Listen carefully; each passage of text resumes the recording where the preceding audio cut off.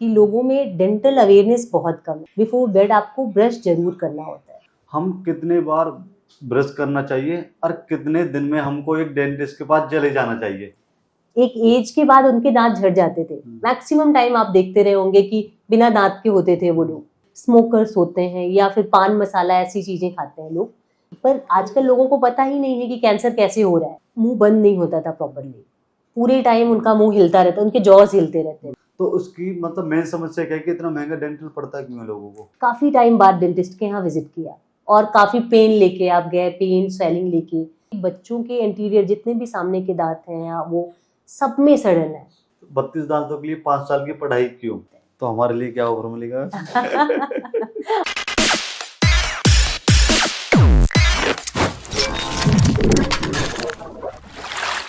Hello, हर हर महादेव। आज हम मिलाते हैं आपको नए गेस्ट से, जो कि हमने अब तक पॉडकास्ट करे आर्टिस्ट लोगों के या अलग अलग फील्ड में। अब की बार हम करने वाले हैं डॉक्टर साहब का, जो कि डॉक्टर हैं, डेंटिस्ट।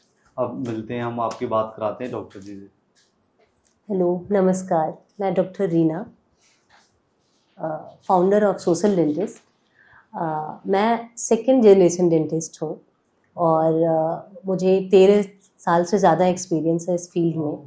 तो अभी तक मैंने जितनी भी एक्सपीरियंस है मेरा इस फील्ड में, उसके अकॉर्डिंग मैंने एक चीज़ देखी है कि लोगों में डेंटल अवेयरनेस बहुत कम है, डेंटल या ओरल हाइजीन को लेके। तो उसके लिए मुझे लगा कि एक, और आपने भी मुझे इनवाइट किया इस पे, इसके लिए थैंक यू। और मैं थोड़ा सा बताना चाहूँगी जो शायद लोगों को ना पता हो। तो अब इस उसके थ्रू, प्लेटफॉर्म के थ्रू मैं लोगों को कुछ नई चीज़ें और शायद कुछ ऐसी चीज़ें जो आपको पता हो लेकिन आप डेली लाइफ में यूज़ नहीं करते, ऐसी चीज़ें बताना चाहूँगी। तो हम पॉडकास्ट कर रहे हैं। हम ऐसा पॉडकास्ट करना चाहते हैं कि आध घंटे 1 घंटे का, जिससे लोगों को अवेयरनेस मिले कि 1 घंटा उनका टाइम वेस्ट ना हो। जो पॉडकास्ट देखे तो उनको लगे कि हाँ, कि हमने अपना टाइम वेस्ट करा है तो हमारे लिए कुछ काम के लिए आया है। तो इसीलिए लोगों के लिए आज के टाइम में सबसे ज़्यादा दिक्कत है कि मुंह से बदबू आना, मसूड़ों से खून आना। ये सब चीज़ समस्या का कैसे हल कर सकते हैं? मुंह से बदबू आना और ब्लीडिंग गम्स की एक ही प्रॉब्लम होती है। मतलब ऐसे तो वेरियस फैक्टर्स होते हैं, लेकिन जो सबसे मेन फैक्टर है वो ये है कि पुअर ओरल हाइजीन। लोग बहुत अच्छे से उनको पता ही नहीं कि उनको डेंटल हाइजीन को लेके रूटीन कैसी होनी चाहिए, उनकी क्लीनिंग कैसी करनी चाहिए। तो सबसे बड़ा फैक्टर यही है कि आप प्रॉपर ओरल हाइजीन के बारे में आपको पता ही नहीं है। तो उससे बचने के लिए आपको सबसे पहले दिन में 2 बार, एक बार सुबह और एक बार रात को सोने के पहले, बिफोर बेड आपको ब्रश जरूर करना होता है। क्योंकि सबसे ज़्यादा जो जर्म्स डेवलप होते हैं या ग्रो करते हैं वो रात को, ओवरनाइट ही वो जनरेट होता है। ठीक है, तो सबसे इम्पॉर्टेंट होता है कि हम मॉर्निंग में एक बार स्किप कर सकते हैं, लेकिन रात को हमें ब्रश करना ही होता है, वहाँ बिल्कुल स्किप नहीं कर सकते। इसी में कि ब्रश करना बताया कि हम कितने बार ब्रश करना चाहिए और कितने दिन में हमको एक डेंटिस्ट के पास चले जाना चाहिए अपने दांतों को चेक कराने के लिए? ब्रश हमें दिन में 2 बार, मतलब एक बार सुबह एक बार रात को, और कम से कम 1 से 1.5 मिनट तक तो करना चाहिए। इससे ज़्यादा भी नहीं करना चाहिए, अदरवाइज आपके दांतों के लिए इनेमल लेयर ही घिसेगी आपकी। तो बहुत एक्सेसिव हार्ड ब्रश भी नहीं करना चाहिए, वो भी मीडियम या सॉफ्ट ब्रश ही यूज़ करना चाहिए। और उसके साथ आपको डेंटिस्ट के पास जहाँ तक जाने की बात है, तो आपको 6 महीने में या साल भर में एक बार जरूर जाना चाहिए। एक डेंटल विजिट जो होगी आपकी, वो आपके फ्यूचर ओरल हेल्थ के लिए ही बेटर होगी कि छोटी सी भी कैविटी या प्रॉब्लम स्टार्ट हुई होगी उसी दिन डायग्नोस हो जाएगी और उसका ट्रीटमेंट हो जाएगा। टूथपेस्ट करते समय तो हमको टूथपेस्ट कौन सा यूज करना चाहिए? टूथपेस्ट जनरली हमें तो सबसे ज़्यादा आजकल लोग ब्रांडिंग और ये सारी चीज़ें देख के ही आप टूथपेस्ट लाते हो अपने घरों में। तो उसके लिए पर सिर्फ ब्रांडिंग और मार्केटिंग आपके दांतों के लिए हेल्पफुल नहीं है। ठीक है, वो कोई भी कर सकता है, लेकिन आपके दांतों की हेल्थ के लिए जो इम्पोर्टेंट है और गम्स की हेल्थ के लिए, वो टूथपेस्ट आपका ऐसा होना चाहिए जिसमें कि एसएलएस और आपका फ्लोराइड की क्वांटिटी कम हो। एसएलएस तो नहीं होना चाहिए। एसएलएस जो एक चीज़ होती है, सोडियम लॉरेल सल्फेट, ये आपके एक फोमिंग एजेंट होती है जो आपके सोप में, आपके डिटर्जेंट में, इन चीज़ों में पाई जाती है, जो कि कार्सिनोजेनिक होती है और आपके ओरल हेल्थ के लिए बहुत हार्मफुल होती है। क्योंकि मॉर्निंग में उठ के ही मैक्सिमम लोग ऐसा ही करते हैं कि वो बिना कुछ खाए पिए आप जाके टूथपेस्ट करना स्टार्ट कर देते हैं, ब्रश करना स्टार्ट कर देते हैं, और आपकी क्योंकि सारी की सारी जो टिश्यूज हैं आपके सलाइवा और ये सारी चीज़ें जितने भी ऐसे हैं ओरल कैविटी के, वो सारे हम मॉर्निंग में ही एब्जॉर्ब कर लेती हैं हमारी टिश्यूज, ओरल टिश्यूज सारे आपके जो फोमिंग एजेंट है उस चीज़ को, तो वो कार्सिनोजेनिक है जो कि हमारे ब्लड स्ट्रीम में पहुंच जाता है और जहाँ से कैंसर कॉज करता है। तो हमें ये देख के लेना होता है कि वो SLS फ्री हो और फ्लोराइड क्वांटिटी उसमें कम। जैसे कि इसमें आसान भाषा में किसी 3 टूथपेस्ट या 2 ऐसे कुछ नाम बताइए जो पब्लिक आसानी से कहीं से भी जाके ले सके और उनको नुकसान ना हो। आपको जनरल किसी शॉप पे तो मुझे पता नहीं कि वो मिलेंगी या नहीं, लेकिन आपको ऑनलाइन आजकल सारी चीज़ें अवेलेबल हैं। तो एक तो मैं बताऊंगी, एक स्पिक्टा टूथपेस्ट है, एक परफोरा है, एक डेंटी 91 करके है। डेंटी 91 में तो आपको अलग अलग विमेंस के लिए अलग मिलेगी, आपको डेंटी 91C करके वो आता है, और बच्चों के लिए अलग है और मेल एडल्ट्स के लिए अलग है, सबके लिए आपको अलग अलग जनरल पेस्ट अलग है। तो आप किसी भी ऐसे प्लेटफॉर्म से ले सकते हैं।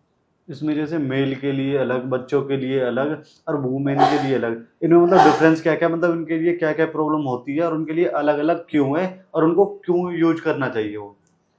बच्चों के लिए अलग इसलिए होते हैं क्योंकि बच्चों में फ्लोराइड की नीड होती है, क्योंकि बच्चों के ओरल हेल्थ के लिए हम फ्लोराइड एप्लीकेशंस भी करते हैं क्लिनिक्स में, ये सारी चीज़ें भी होती हैं। तो बच्चों को फ्लोराइड पेस्ट इसलिए करवाते हैं, तो बच्चों के पेस्ट में फ्लोराइड होना चाहिए, इसलिए हम उसको फ्लोराइड पेस्ट करवाते हैं, इसलिए कैटेगरी अलग हो जाती है। और बड़ों में जो होता है फीमेल्स का, अभी तक तो सबका अडल्ट का एक ही होता था, लेकिन अब थोड़ी सी कैटेगरी अलग हो रही है, क्योंकि फीमेल्स की जो बॉडी एनाटॉमी ये सारी चीज़ें अलग होती हैं। तो उसके साथ एक चीज़ होती है कि जैसे उन जो भी फिजिकल फिजियोलॉजी सारी चीज़ें चेंजेस होती हैं बॉडी में, उसके लिए वो होता है कि वो थोड़ा सा डिफरेंट होता है कि उनकी बोन्स की स्ट्रेंथ, इन सारी चीज़ों को। लेकिन ये प्रेगनेंसी में भी वुमेन को अलग करना चाहिए, उसके लिए भी कुछ डिफरेंस बताते हैं, उसके लिए कौन सा कोलगेट यूज करना चाहिए, टूथपेस्ट? एग्जैक्टली यही जो मैंने आपको बताया ना, डेंटी 91C करके जो आता है, वो आप प्रेगनेंसी में भी यूज़ कर सकते हैं और रेगुलर बेस पे सारी वीमेंस उसको यूज़ कर सकते हैं। और जैसे कि आज के टाइम में तो टूथपेस्ट नई नई ब्रांडिंग चलती जा रही है, कोई अच्छे से अच्छी ब्रांडिंग कर देता तो वो बिक जाता, लेकिन इसी में कुछ समय पहले चलते हैं तो हमारे जैसे बाबा थे, पापा थे, तो वो दातुन वगैरह यूज करते थे और उनके दांत उससे ज़्यादा मजबूत हुआ करते थे। लेकिन आज के टाइम में नए नए टूथपेस्ट करने के बाद, महंगे महंगे ब्रांडेड करने के बाद भी दांत हमारे खराब होते जा रहे हैं, तो उसके लिए मतलब क्या डिफरेंस है उनमें? उसमें कोई डिफरेंस ऐसा नहीं है, एक चीज़ है, एक फैक्टर है कि हमारे जो ग्रैंड पेरेंट्स थे या बाकी वो सारे लोग थे, तो उनके, आप बोल रहे हैं ना कि उनके दांत स्ट्रांग होते थे और ज़्यादा, ऐसा नहीं है। एक एज के बाद उनके दांत झड़ जाते थे, मैक्सिमम टाइम आप देखते रहे होंगे कि बिना दांत के होते थे वो लोग, तो एक एज के बाद उनके भी दांत झड़ते थे, पर उनका डाइटरी वो सारी चीज़ें जो थी ना, वो थोड़ी सी अलग थी। वो खाते ऐसी चीज़ें थी कि फाइब्रस चीज़ें खाते थे, जैसे शुगर केन, गन्ना, ये सारी चीज़ें वो रेगुलर खाते थे, जिससे कि सेल्फ क्लींजिंग होती थी उनके दांतों की। और अभी हम जो चीज़ें खा रहे हैं वो बिल्कुल डिफरेंट है उससे।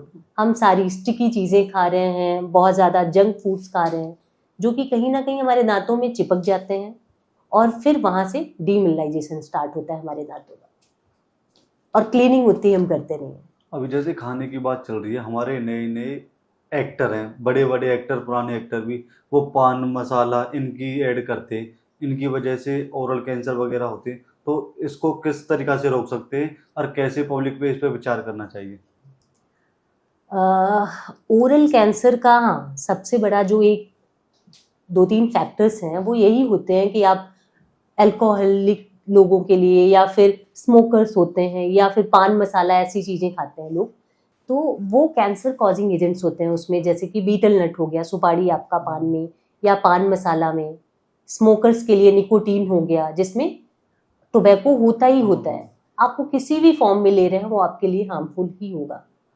और जहाँ तक कि आपके एक्टर और सेलिब्रिटीज उसके ऐड करते हैं, तो उसका एक रीजन है कि आजकल के जो यूथ है वो उनको रोल मॉडल मानने लगे कि वो हमारे रोल मॉडल हैं, उनको उसी तरह से फॉलो करते हैं कि वो खा रहे हैं तो वो कहीं ना कहीं अच्छा ही होगा, पर ऐसा नहीं है, वो उस चीज का सिर्फ एडवर्टाइजमेंट करते हैं, खाते नहीं। तो ओरल कैंसर के ये फैक्टर्स होते हैं कि आप टोबैको किसी भी फॉर्म में ले रहे हैं, वो स्मोकिंग के फॉर्म में ले रहे हैं, चाहे वो स्मोक कर रहे हैं या आप पान मसाला ले रहे हैं, किसी भी फॉर्म में, या अल्कोहल, ये आपके ओरल कैविटी को, आपके गम्स को, आपके टीथ को हार्म करता ही है, और ये कैंसर कॉजिंग एजेंट भी होते हैं। ठीक है, जैसे कि पर आजकल लोगों को पता ही नहीं है कि कैंसर कैसे हो रहा है, वो खाते जा रहे हैं कि हमें तो कोई दिक्कत ही नहीं है, हमारे दांतों में कोई प्रॉब्लम नहीं है, तो कोई समस्या ही नहीं है इससे। लेकिन प्रॉब्लम, कैंसर आने के पहले भी कुछ स्टेजेस होते हैं, कैंसर ऐसे ही नहीं आ जाता कि बस कैंसर हो गया किसी को, उसके पहले प्री कैंसरस जो कंडीशंस होती हैं वो दिखती हैं।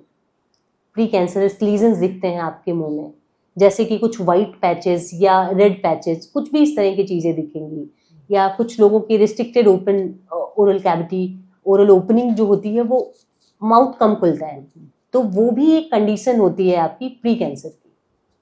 तो आपको उसको पता होना चाहिए, अगर आप अवेयर हैं इन चीज़ों से तो आप फिर आपको लगेगा कि हाँ ऐसी चीज़ हो रही है तो हमें ये छोड़ना चाहिए, हमें डेंटिस्ट के पास जाना चाहिए।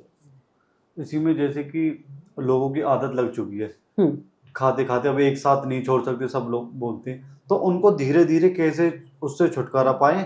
और इसमें आप ये भी बता सकते हो कि लोगों को कि ये जो कैंसर की स्टेज है इंडिया में कौन सी रैंक पर है? कैंसर जो है ये 13th जो मोस्ट कॉमन कैंसर्स हैं वर्ल्ड वाइड, ओरल कैंसर उसमें 13th नंबर पे आता है।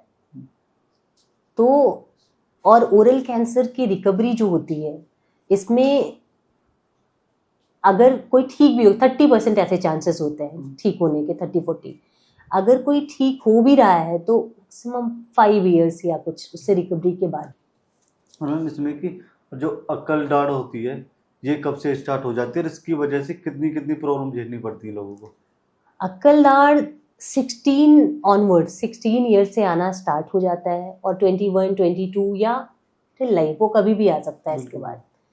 पर इसकी कॉम्प्लिकेशंस ये होती हैं, अगर आपकी ओरल कैविटी में इतना स्पेस है कि वो प्रॉपर्ली इरप्ट हो गए हैं, फिर तो कोई प्रॉब्लम नहीं है उससे, वो भी आपके बाकी टीथ के तरह फंक्शन करेंगे। पर अगर आपके दांत क्राउडेड है, लाइक पहले से स्पेस नहीं है, तो उसको आने की जगह ही नहीं है, पहले से ही आपके दांत क्राउडेड है, तो ऐसी कंडीशन में वो टेढ़ा मेढ़ा निकलना स्टार्ट होता है, या इरप्ट ही नहीं होता, पार्शियली थोड़ा सा इरप्ट होता है, और बाकी फिर उसके ऊपर पेरिकोरोनाइटिस, लाइक आपके गम्स इन्फेक्ट होते हैं उस सरफेस पे, उस एरिया में, आपको आपकी ओपनिंग कम होती है उसकी वजह से, और ऐसी कई सारी प्रॉब्लम्स आती हैं। आपके उसके बगल वाला दांत सड़ने लगता है क्योंकि वहाँ आपका खाना फंसने लगता है। तो ऐसी प्रॉब्लम से बचने के लिए सबसे पहले तो आपको डॉक्टर को दिखाना होता है कि ये प्रॉब्लम हो रही है तो क्यों हो रही है, और अगर ऐसी समस्या है तो आप उसको निकलवा भी सकते हैं। आपका विजडम टूथ मोस्टली प्रॉब्लमेटिक ही होते हैं, वो इरप्ट होते हैं, कुछ लोगों में होता है कि बहुत आराम से वो निकल गए, स्पेस है, सारी चीज़ें, पर मैक्सिमम लोगों में चाहे वो जेनेटिक फैक्टर्स हों या फिर कोई भी फैक्टर हो, उसकी वजह से इरप्ट होने में प्रॉब्लम आती है। इसी में टीथ वाइटनिंग करानी चाहिए या नहीं करानी चाहिए? Teeth whitening depends on cases. कुछ केसेस में क्या होता है कि टीथ वाइटनिंग किसी के तो अगर नेचुरली शेड उनके दांतों का थोड़ा सा डार्क है तो आप करवा सकते हैं कि हाँ आपको लाइट चाहिए, थोड़ा सा लाइट कर सकते हैं, लेकिन उसकी कुछ कंडीशंस होती हैं कि आपके दांत हेल्दी हैं या नहीं है। आप regular teeth whitening paste use नहीं कर सकते, वो आपके दांतों के लिए हार्मफुल होंगे। इसी में कि जैसे कि सबसे हार्ड केस आपके पास कौन सा आया था जिसको आपने सही करके भेजा हो? ऐसे तो बहुत सारे केसेस हैं जो इस तरह के हैं, पर मुझे अभी जो रिसेंट एक केस था मेरा, उनको प्रॉब्लम थी कि मुंह बंद नहीं होता था प्रॉपरली, पूरे टाइम उनका मुंह हिलता रहता, उनके जॉज हिलते रहते थे। तो उनकी प्रॉब्लम उन्होंने बहुत सारे डॉक्टर्स को दिखाया, फिजिशियंस को दिखाया और अलग अलग डॉक्टर्स को भी दिखाया, बड़े बड़े हॉस्पिटल्स में दिखाया।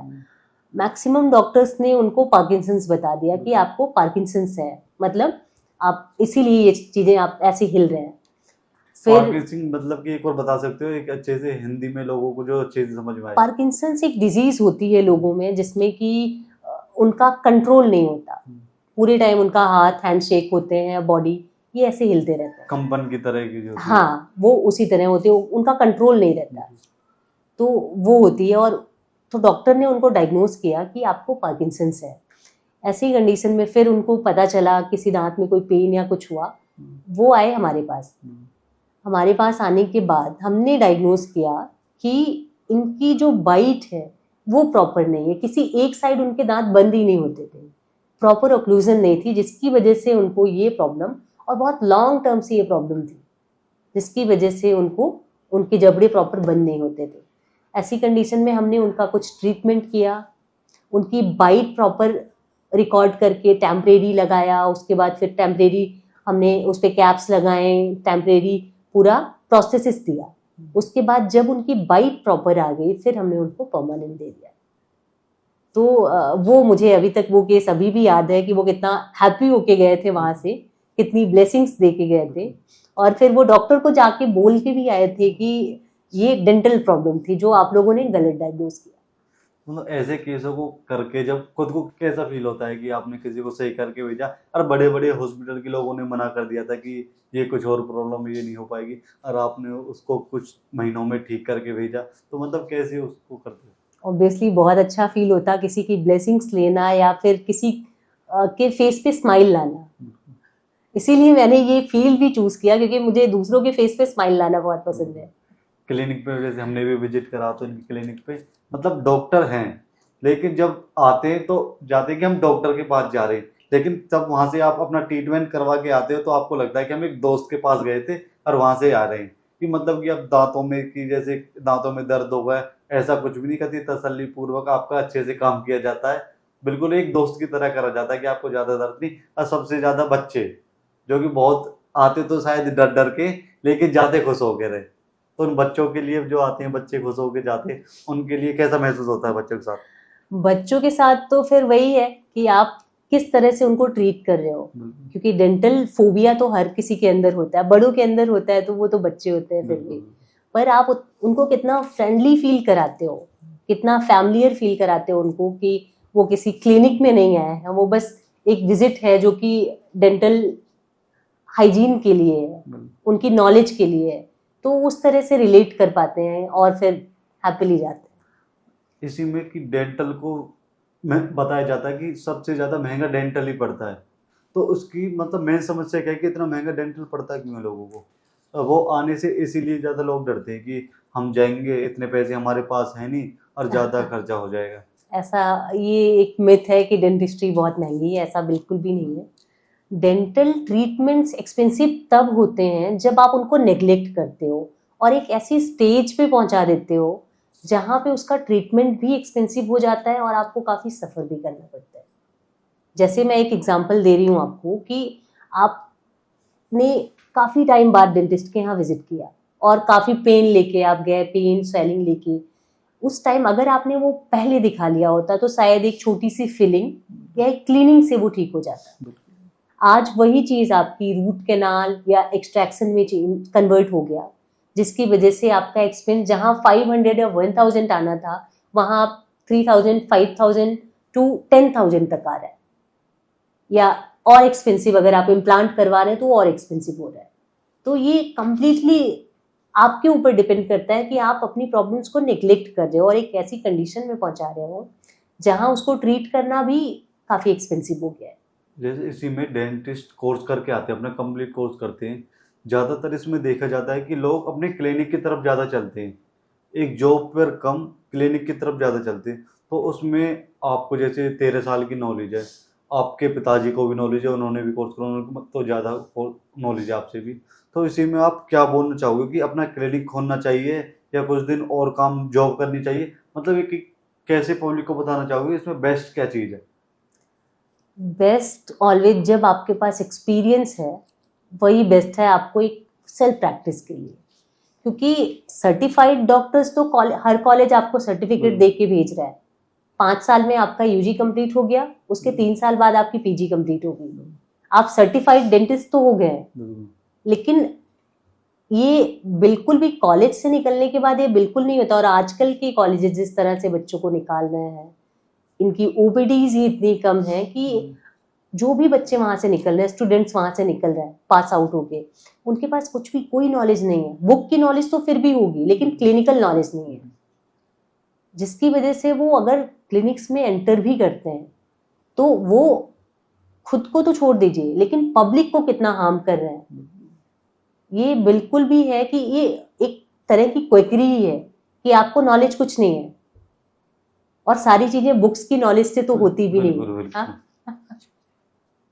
तो क्लिनिकल प्रैक्टिस मस्ट है। अगर आप पास आउट होके 5 साल बाद निकल रहे हैं, 8 साल बाद निकल रहे हैं, तो भी आपको एक्सपीरियंस के लिए 2 या 3 साल किसी एक्सपीरियंस के अंडर काम करके एक एक्सपीरियंस गेन करना चाहिए। उसके बाद आपको क्लिनिकल प्रैक्टिस में घुसना चाहिए। एक आज के टाइम में जो छोटे बच्चे हैं ना, उनके दांत जल्दी सड़ जाते हैं, उनको ज़्यादा दिक्कत आ रही है कि सड़ जाते हैं या बीच में से टूटने लगते हैं। अभी इसकी मेन समस्या क्या है कि चॉकलेट से ज़्यादा, क्योंकि बच्चे चॉकलेट ज़्यादा खाते हैं, चॉकलेट की वजह से दिक्कत है या इसकी समस्या और कुछ है? इसकी प्रॉब्लम चॉकलेट तो बिल्कुल नहीं है। चॉकलेट खा के अगर वो सो जाते हैं वो एक अलग कंडीशन है कि उनके दांत सड़ने लगे, अलग प्रॉब्लम है। लेकिन आजकल जो मेरे पास जैसे केसेस आ रहे हैं तो उसमें मैक्सिमम केसेस ऐसे हैं कि बच्चों के इंटीरियर जितने भी सामने के दांत हैं वो सब में सड़न है, सारे दांत काले पड़े हुए हैं। उनके पेरेंट्स लेके आते हैं कि इसके दांत तो धीरे धीरे काले हो रहे हैं सारे, क्या प्रॉब्लम है इसको। तो उसका एक रीज़न होता है कि ये मैक्सिमम नर्सिंग बॉटल कैरीज होती है। तो ये बॉटल फीडिंग की वजह से मैक्सिमम टाइम होती है कि बच्चा बॉटल फीड करके सो जा रहा है और ओवरनाइट वो उसके मुंह में पड़ा, मिल्क पड़ा हुआ है, उसके दांतों में लगा हुआ है, जिसकी वजह से वहाँ सड़न होना स्टार्ट हो जाता है। तो इसी में बच्चे उस सड़न को हटाने के लिए एक ब्रश करना कब से स्टार्ट कर दें? जब भी आपका फर्स्ट टूथ आपके मुंह में दिखे आपके बच्चे के, तभी से उसको ब्रशिंग करना, ओरल हाइजीन सिखाना इंपॉर्टेंट होता है। कुछ टाइम तक तो बच्चा इस तरह से नहीं है कि वो सीख पाएगा। उस टाइम पेरेंट्स का वो होता है कि वो उनको सिखाएं, वो उनके दांत क्लीन करें, उनकी ओरल कैविटी को क्लीन रखें। जैसे कि उनका ब्रश अलग करके आता है, आपने बताया था, तो वो ब्रश आपके पास मिल सकता है या नहीं? वो तो कहीं भी आपको ऑनलाइन या ऑफलाइन किसी भी शॉप पे मिल जाएगा। अच्छा, तो इसी के लिए बड़ों के लिए भी बताया जाता है कि ब्रश करने का अलग तरीका होता है और जो कि हम करते हैं वो एक अलग तरीके से करते हैं। तो उनको आप बता सकते हैं कि ब्रश किस तरीके से करना चाहिए? ब्रश करने का एक जो तरीका है मैक्सिमम, इवन जब तक मैं नॉन डेंटल स्टूडेंट थी तब तक मैं भी ऐसे करती थी। तो अब दूसरों के बारे में बता रही हूँ। मैक्सिमम लोग हॉरिजॉन्टल मेथड वो ऐसे ब्रश करते हैं, राइट? इवन आप भी रिलेट कर पा रहे होंगे इन चीजों से। तो वो ऐसे ही करते हैं। आप गए 20-30 सेकेंड से इधर किया, हो गया, आपकी ब्रशिंग हो गई कंप्लीट। और मैक्सिमम लोग तो टंग क्लीन करना भूल जाते हैं इसके बाद।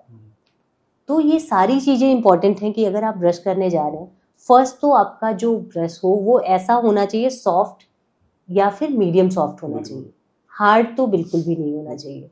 और इसके साथ आपको टूथपेस्ट कितना यूज करना है ये भी इम्पॉर्टेंट है, चाहे वो बच्चों में हो या बड़ों में। जैसा कि आपको एडवर्टीजमेंट या बाकी जगह दिखाया जाता है कि पूरा पेस्ट इस पे आना चाहिए, ऐसा बिल्कुल नहीं होता। थोड़ा सा, एक छोटा सा अमाउंट, एक पी साइज या राइस ग्रेन साइज आपको पेस्ट आपके टूथब्रश पे रखना होता है और सिर्फ उतने पेस्ट से आपको ये जिगजैग करना होता है ऊपर से नीचे की तरफ। अच्छा, नीचे के जो दांत हैं, एक बार ना थोड़ा कैमरे की तरफ करके बता दो जो लोग समझे। आपके जो नीचे के दांत हैं उनमें आपको ऊपर की तरफ ब्रश करना है और जो ऊपर के दांत हैं उसमें नीचे की तरफ, लाइक जिगजैग आपको ऐसे करना है, ठीक है? ऐसे करने से क्या होगा कि इंटरडेंटल स्पेसेस में जो खाना फंसा होगा, इसके ब्रिसल्स इसके अंदर जाएंगे और वो खाना निकल जाएगा। ऊपर की साइड भी सेम यही होता है। तो आपको इस सरफेस पे भी, इवन जो आपका ऑक्लूजल पार्ट है यहाँ पे भी ब्रश करना है। आपके इस सरफेस को तो बिल्कुल भी नहीं छोड़ना है। यहाँ और इवन ऊपर किसी भी सरफेस को आपको छोड़ना नहीं है।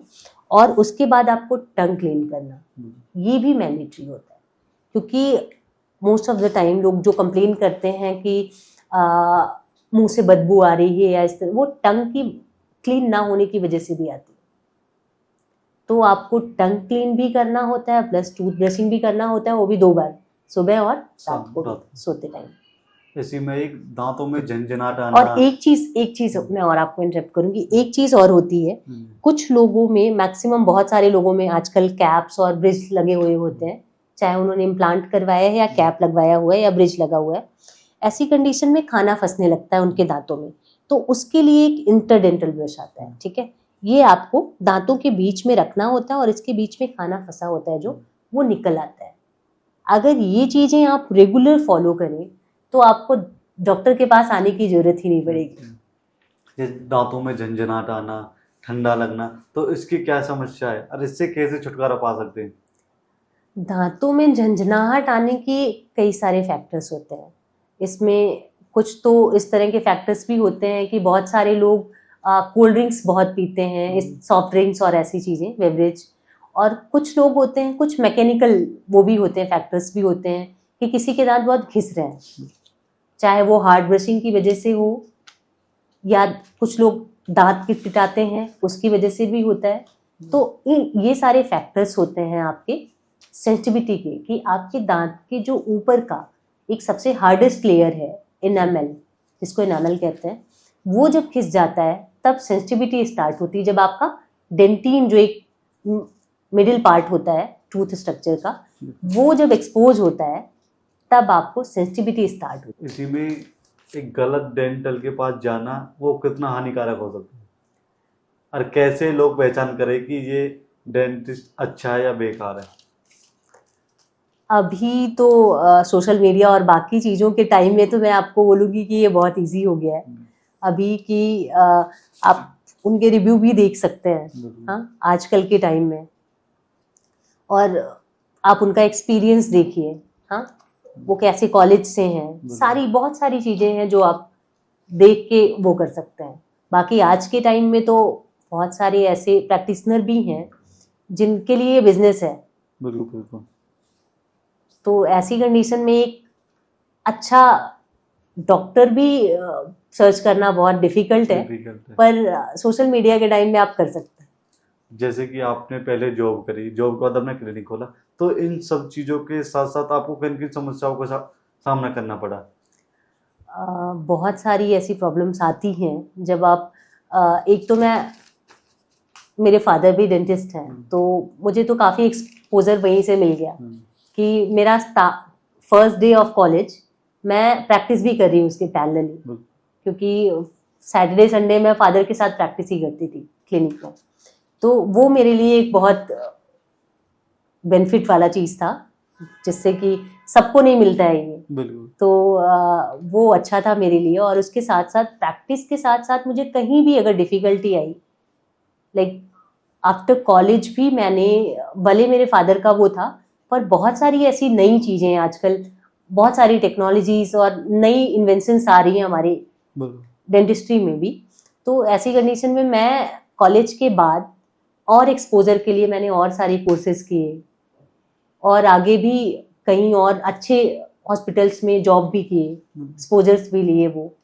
तो वो एक एक्सपीरियंस मेरे लिए अच्छा ही रहा है, उसका बेनिफिट आज भी मुझे मिलता है। जैसे टेढ़े मेढ़े दांत होते हैं लोगों के, तो उसके लिए उनको क्या करना चाहिए? टेढ़े मेढ़े दांतों के कई सारे कॉजेज होते हैं, जो मैंने अभी आपको बताया ना कि कुछ जेनेटिक फैक्टर्स भी होते हैं, और कुछ इस तरह के फैक्टर्स होते हैं कि उनके जॉ साइजेस उनकी मदर से मिल गए, जिनके जॉ साइज छोटे हैं और दांत बड़े हैं, टीथ साइज। तो ऐसी कंडीशन में उस जगह पे उनके जॉ साइजेस बड़े और जॉ साइज छोटे और दांत बड़े, तो क्राउडेड हो जाता है, मतलब दांत टेढ़े मेढ़े हो गए। तो ऐसी कंडीशंस में उसको सीधे, और इस तरह की कंडीशन में आपको जिंजिवाइटिस, मतलब आपके गम्स इन्फेक्शन, दांत सड़ना, ये और ज़्यादा प्रॉब्लम्स आती है, क्योंकि वहाँ प्रॉपर क्लीनिंग हो ही नहीं पाती है। आप कैसे भी क्लीन करेंगे, कहीं ना कहीं खाना फंसा रहेगा, ब्रिसल्स नहीं पहुँच पाएंगे टीथ ब्रश के, और जिससे कि आपको बहुत सारी ओरल कैविटी की डेंटल प्रॉब्लम्स आएंगी। तो ऐसी कंडीशन में आप ब्रेसेस लगवा सकते हैं, या फिर आजकल तो और भी बहुत सारी एडवांस आपके अलाइनर्स हैं, इस तरह की कोई भी चीज़ें आप करवा सकते हैं। पहले के टाइम में आपको 1.5 साल 2 साल का टाइम लगता था ब्रेसेस के साथ ही। अब ब्रेसेस का टाइम भी, सेल्फ लाइगेटिंग ब्रेसेस भी आते हैं आपके, जो कि आपके जो 1-1.5 साल टाइम लगना था वो 7-8 महीने में कंप्लीट हो जाता है। अलाइनर्स के साथ आपको इनविजिबल होता है, तो मतलब पता ही नहीं चलता है कि कुछ लगा हुआ है। एस्थेटिक्स भी, जो लोग एस्थेटिक्स कंसर्न होते हैं उनके लिए भी वो बेटर है कि ब्रेसेस दिख नहीं रहे हैं और उनके दांत भी सीधे हो रहे हैं। बिल्कुल। इसी में हम एक चीज़ और जानना चाहते हैं, जैसे बड़े बूढ़े होते हैं तो एक कुछ समय पहले मैंने भी देखा था कि पहले दांत आते थे नकली वाले जो निकल जाया करते थे, ठीक, लेकिन आज कुछ उनको लगवाने से लोग डरते हैं, और कुछ लोगों को पता नहीं कि आज के टाइम में दांत बिल्कुल कंप्लीट लग जाते हैं जो निकलते नहीं है। तो उसकी क्या प्रतिक्रिया है, कैसे कैसे लगती है वो? हाँ, पहले के लोग कंप्लीट डेंचर लगवाते थे, जो रिमूवल मतलब निकालने वाला होता था, जिनको डेली निकाल के साफ करते थे और फिर पहनते थे। तो वो उनके डेंचर्स, आजकल वो डेंचर्स भी लगते हैं, और एक एडवांस की इम्प्लांट करके फिर उसके ऊपर हम फिक्स लगा देते हैं, जो कि फिक्स रहता है, वो भी 32 ही लगती है, लाइक कंप्लीट डेंचर ही होता है लेकिन इम्प्लांट सपोर्टेड होता है, तो उसको निकालने की जरूरत नहीं होती, वो इम्प्लांट के साथ फिक्स हो जाता है।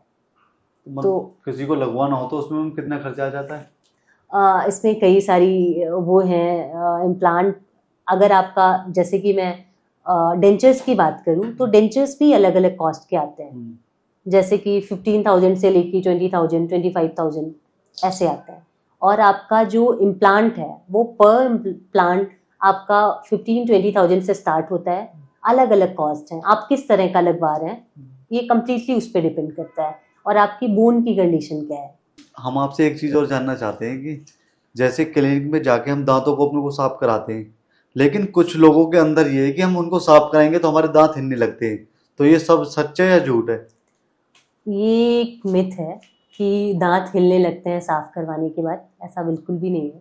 इवन दांत आप कब साफ करवाते हैं, जब आपके दांत, और हम तभी सजेस्ट करते हैं उनको क्लीनिंग के लिए जब उनके दांत गंदे होते हैं, उन पे एक टाटर या स्टेन्स इस तरह की कंडीशन होती है, या जिंजीवाइटिस की कंडीशन में उनको हम स्केलिंग सजेस्ट करते हैं, जो कि आपके दांतों के ऊपर जो एक लेयर जमी हुई है टाटर की, वो निकालने के लिए होता है।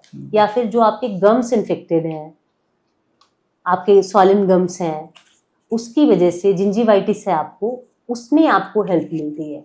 आपके गम्स नॉर्मल होते हैं, गम्स और हेल्दियर होते हैं, और आपके टीथ और हेल्दियर होते हैं। तो ये कहीं से भी आपके गम्स को या टीथ को बिल्कुल भी हम, हर 6 महीने या 1 साल में आपको क्लीनिंग करवानी ही चाहिए। इसी में बताते हैं कि एक डॉक्टर के लिए कि 32 दांत होते हैं हमारे, और इसके लिए 5 साल की पढ़ाई करनी पड़ती है। 32 दांतों के लिए 5 साल की पढ़ाई क्यों? तो आपने पढ़ाई करी है तो आप अच्छे से समझा सकते हो।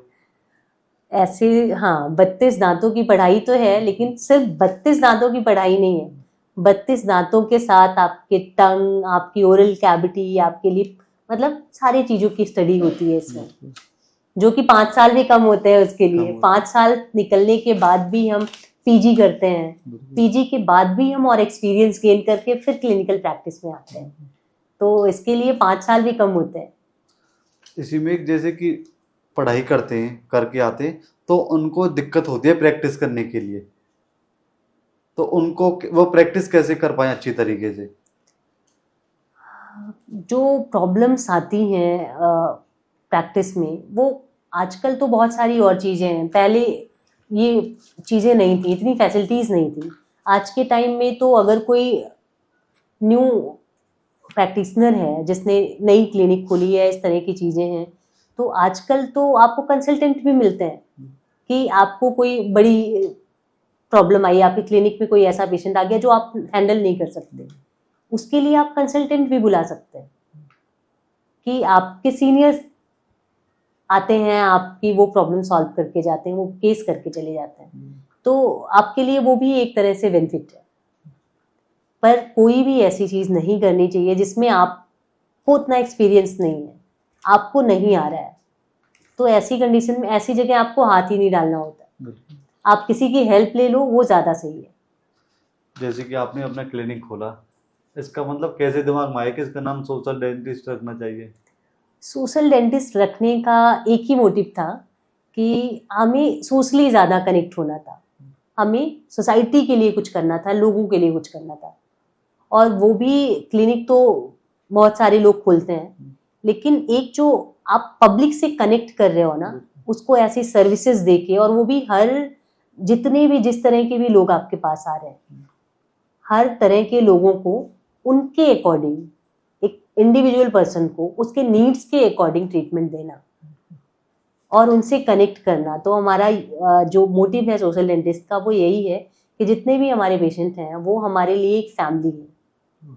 जैसे लोगों से कनेक्ट करना और उनकी हेल्प करना आपने बताया, तो आपने क्लिनिक खोलने के बाद उनकी कैसे हेल्प करी? हम कैंप्स भी हर महीने में कम से कम हमारे 2 कैंप्स होते हैं, जिसमें हम free x-ray, free dental checkups और सैंपल्स देते हैं लोगों को, कुछ मेडिकेशंस और ये सारी चीज़ें। तो वो भी तो सोशली कुछ ना कुछ हम ऐसा करते रहते हैं। हम इवन हम ऑफर्स भी देते रहते हैं अपनी क्लिनिक पे, कुछ भी कोई ऐसा फेस्टिवल या कुछ आता है तो हम फ्री कंसल्टेशन फ्री कर देते हैं, या कुछ इस तरह की चीज़ें भी करते हैं। तो हमारे लिए क्या ऑफर मिलेगा? आपके लिए भी ऑफर्स है, आप आइए कभी भी।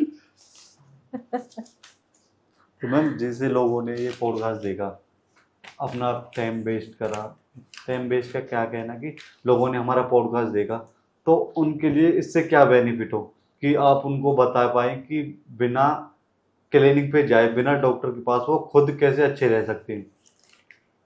इसका सिर्फ एक सॉल्यूशन है कि अगर आप चाहते हैं कि आपको डेंटिस्ट के पास बार बार ना जाना पड़े, तो आपको डेली कम से कम 2 बार, एक बार मॉर्निंग में और एक बार नाइट बिफोर बेड, आपको 2 बार ब्रश करना ही करना है।